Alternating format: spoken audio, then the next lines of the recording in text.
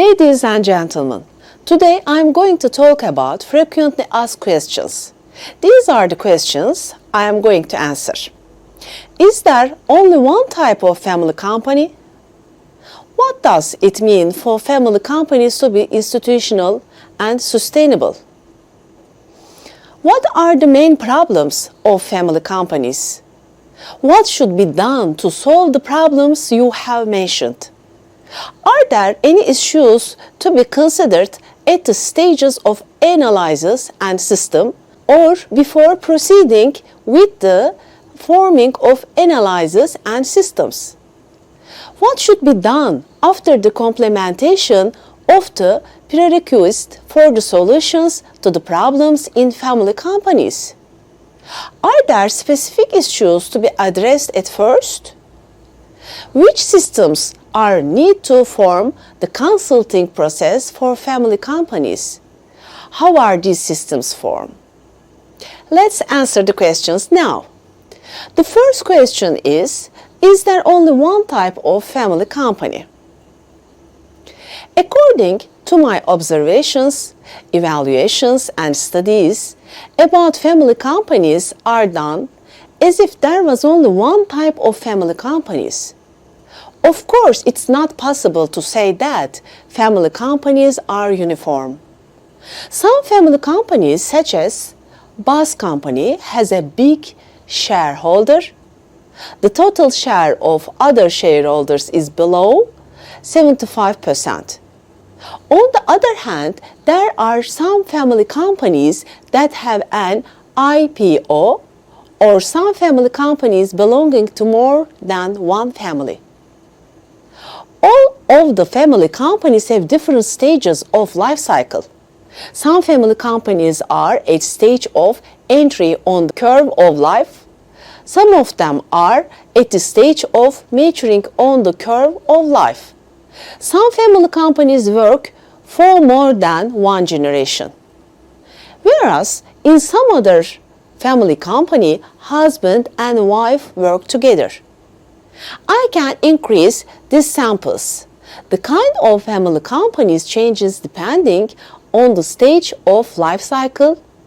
Families and family companies are based on the number of generations working together, families, companies and countries' cultures, the amount of wealth that families and companies have, how many generations have been operating the family companies and families' size and the growth rate, how many companies they own. Therefore, I would say that there are different types of family companies. If the type of a family company is known and understood, the type of family company consultancy is going to be applied will vary. Because according to the type characteristics of family companies, their needs, problems, and possible solutions would also change. The type of family companies is determined by the use of metrics related to such parameters: company life cycle, family life cycle, generation number, ownership transfer, management transfer, institutionalization rating, degree of intention, and commitment. You have to go through a process to determine the type of the family company. First, you put the parameters. Then, according to the result of the metrics, you make the evaluation and decide the type of the family company. The second question is, what does it mean for family companies to be institutional and sustainable? For the fact that both concepts are based on the health of the family companies.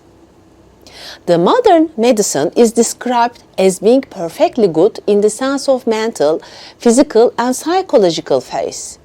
Those three elements influence each other. That is to say, the physical health is important for family companies. The mental health of every member in the family companies is also important, like the mental health of people. Namely, the loss of all or part of the mental health of the major shareholder, the experience detection problems, the loss of assessment and questioning skills, and the loss of memory affect the continuity of the company. The physical health of the family companies means that it has an organizational structure and systems and managing these systems independently of people. If the family company does not have an independent structure, then it is one of the most important reasons for the company to collapse. As the emotional health of people is important, emotional health of companies is important as well in terms of continuity. The transfer of past events to the present day, the mixing of emotions and logic when making decisions, inability to manage conflicts affect the health of the family companies in a negative way. The third question is, what are the main problems of family companies? For all family companies, the problems can be categorized under 9 main topics. However, problems may vary depending on the types of family companies. Also, each company has its own problems, characterized families and companies' culture. Problems also differ for each family company. Addition to this, the problems can change over time. Generally, the problems in family companies based on health, ownership, property, finance, management, human resources, communication, emotions, and thoughts. The fourth question is, what should be done to solve the problems you have mentioned? In order to be sustainable, institutionalized, and solve the problems of family companies, the conditions of the necessity must be met. I'm going to list the necessity conditions during the process of analyzing and consultants as follows. Everyone must be aware of the need for the change. There must be consensus on the issues of the problems which is needed for change, and everyone must define the problem in the same way. Multidimensional and continuous communications must be provided and meetings must be held frequently. Everyone must take a part in the solution of the problems. If the problem is the person by itself, they must accept the situation and change it. The owners of the family companies must ensure the successful implementation of the change and whole process. And they must stand behind the work done, the decisions taken. The fifth question is, are there any issues to be considered at the stages of analysis and system, or before proceeding with the forming of analysis and systems? Yeah, I would like to express. Firstly, the evaluation of the family companies from the point of the view of the system approach makes an important contribution to understanding the problems and producing solutions. The family company's inputs are families members' feeling, emotions, thoughts, positive or negative experiences, egos, roles, bloodlines, backgrounds, society and family cultures, labors, know-hows, capitals, and so on. Family companies make decisions, make plans, operate and supervise activities with family and company interaction and association. End of the process, the family companies can be successful or not. They can achieve sustainable competitive advantage or not. They can hold on above average income and family loyalty or not. The emotional or rational perception of feedback can increase or decrease the level of institutionalization. Some conditions must also be met in the analysis and system formation stages. I can express these conditions as follows. The current situation must be designed correctly. The goal must be determined correctly, and the plan of the change must be made correctly. Each stage of change must be measured and people must be motivated to change. Changes must be constantly shared by people. The latest changes must be fixed till a new change is needed. Relationship between family members must be constantly paid attention. The staff and managers must be encouraged to participate in the management.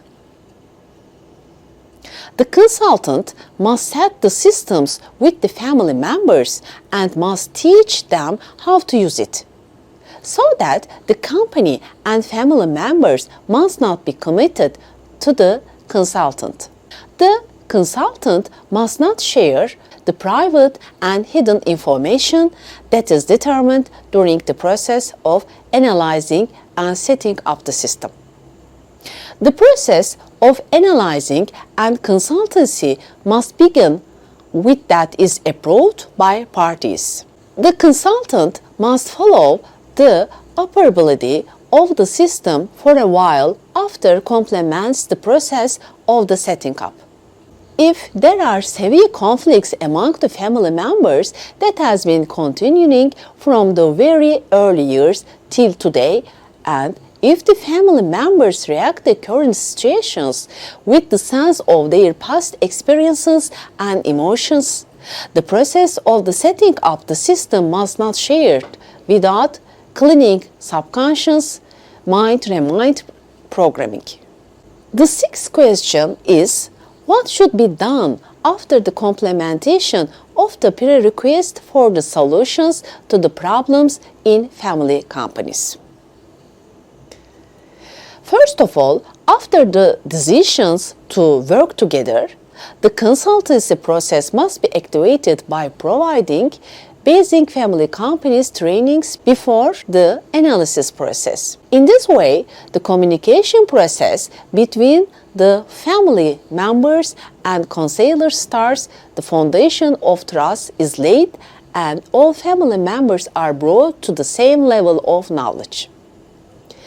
Before the analysis, meetings must be held, the information forms and questionnaires must be filled, documents and systems must be reviewed, and in accordance with this information, the type of the family company must be determined.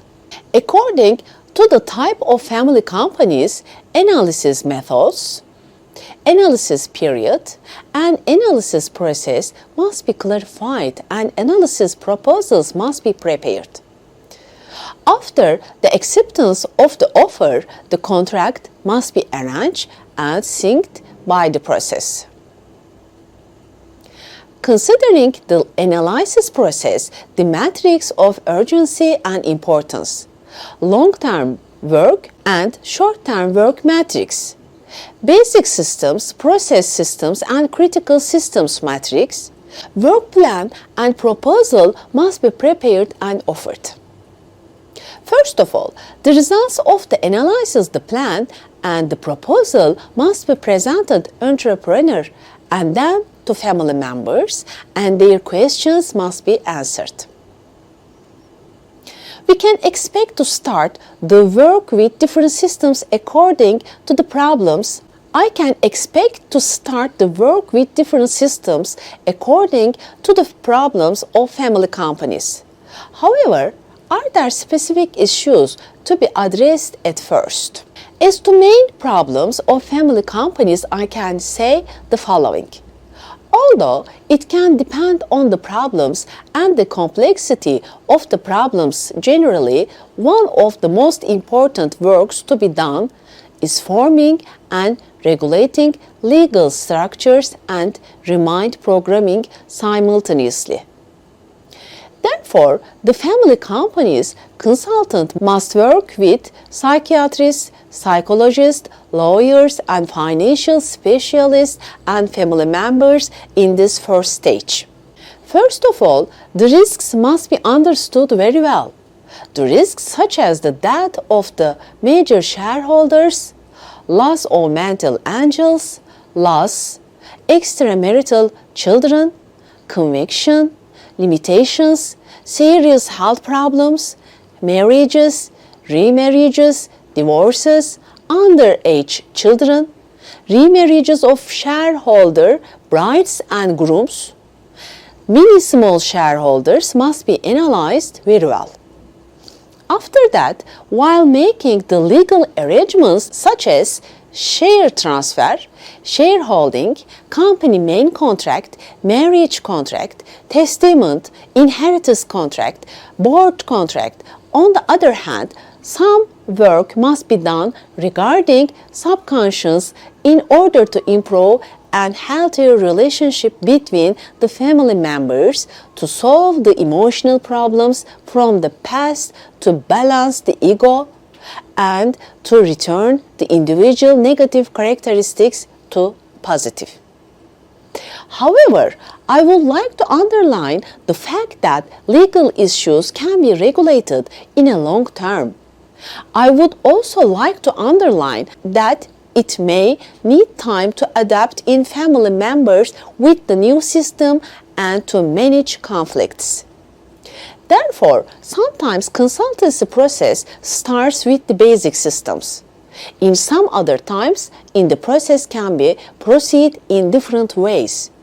In the legal and psychological issues are complex, or if they are going to be completed in the long-term future, or even if they aren't of great importance, then working on issues related to business and behavior can be initiated first.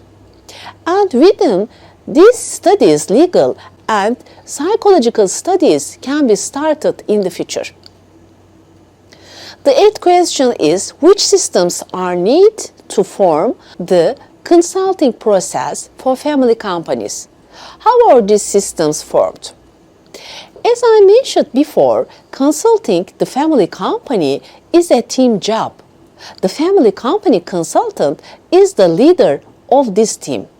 Hence, during the forming of the systems to be mentioned, the consultant of the family company may occasionally involve other experts in the process. After working on legal and psychological issues, works related to business and behavior issues can be done. For this purpose, parallel planning process specific to family companies must be initiated. The parallel planning process is a model which operates related to family and company subject simultaneously. In these companies, an arrangement will be made regarding the family will affect the company. An arrangement for the company will also affect the family. Therefore, systems must be created considering in this interaction. Parallel planning process must be initiated with the active functioning of administrative units. The administrative structure for family companies is another important subject to be considered. A general assembly of the company works as family assembly in the family, and a company's board of directors works in a family council in the family. The regulations relate to the structuring of the family forum, the family council, and the board membership, dismissal duties and responsibilities, working method, decision-making procedure, meeting, voting, and the activity period must be done. After administrative structuring, initially the vision statement and the mission statement for the family and the company must be determined. Then the strategic planning process for the family and the company must be initiated. The family and the company plans must be considered each other. And when making these plans, the influence they have towards each other must be considered. I have previously explained that the issues related to the transfer of ownership and management transfer for family companies must be included in the parallel planning process by taking the risks of the family company into account. For family companies, family planning, property, financial, human resources, management, asset management, family and company life cycle, risk management, retirement, successor, socio-emotional wealth, bridegroom orientation, nepotism, communication and conflict management issues must be included.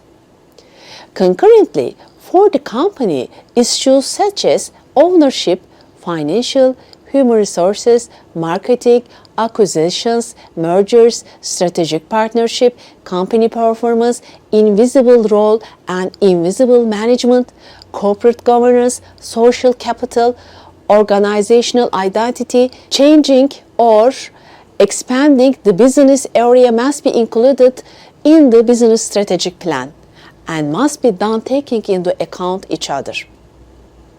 I would like to say something as last verse about family companies. Family companies that want to be sustainable must focus on institutionalization. The level of institutionalization of a family company can range from 0 to 100. And this value can change by any created system, any taken decision, or any arrangement made. In order to increase the level of institutionalization of a family company, the balance of emotion and logic must be established.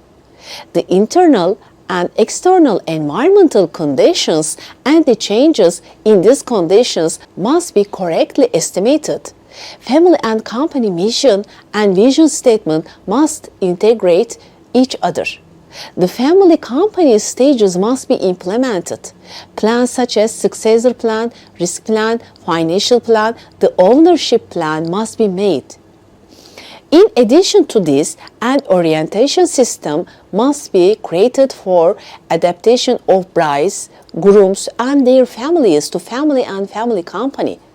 Family constitution must be prepared and the constitution must be legalized. Decisions must be taken on whether the company belongs to the family or not, under which circumstances the company may be sold, and company's main contract must be done and then transferred from members to the family members who are connected to the family by bloodline. Finally, all these systems must be created out with a team coordinated by the family company consultant. In this program, I've talked about frequently asked questions. See you in another program.